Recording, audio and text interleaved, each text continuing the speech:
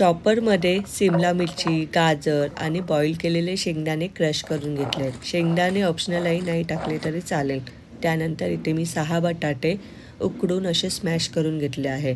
आता ह्यामध्ये आपण क्रश केलेले व्हेजिटेबल्स टाकायचे आहेत. त्यानंतर कॉर्न टाकले आहेत बॉईल केलेले, चिली फ्लेक्स, ऑर्गॅनो, थोडंसं कॉर्नफ्लॉवर आणि चवीपुरतं मीठ टाकायचं आहे. हे सगळं व्यवस्थित मिक्स करून घ्यायचं आहे. हवं असल्यास तुम्ही इथे हिरव्या मिरचीचाही वापर करू शकता.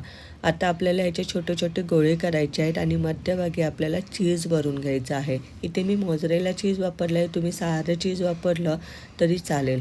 व्यवस्थित गोळा आपल्याला पॅक करून घ्यायचा आहे आणि बघा किती छान गोळा तयार झाला आहे. अशाच प्रकारे आपण बाकीचे सुद्धा गोळे करून घेऊया. दुसऱ्या साईडला स्लरी करण्यासाठी इथे मी 1 चमचा मैदा, 1 चमचा कॉर्नफ्लॉवर आणि चवीपुरतं मीठ मिक्स करून अशा प्रकारे कन्सिस्टन्सी करून घ्यायचं आहे. एका साईडला ब्रेड क्रम्स करून घेतले आहे. ब्रेड क्रम्स करण्यासाठी ब्रेड हलकेसे आपल्याला रोस्ट करून घ्यायचे आणि त्यानंतर ते मिक्सरमध्ये आपल्याला बारीक क्रश करून घ्यायचे आहेत. स्लरीमध्ये डिप करून ब्रेड क्रम्समध्ये डिप करायचं आणि व्यवस्थित तळून घ्यायचे आहेत.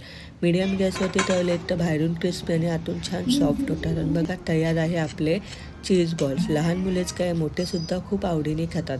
त्यासोबत तुम्ही मेयोनीज किंवा मी इथे पुदिना चटणी आणि सॉस घेतला आहे.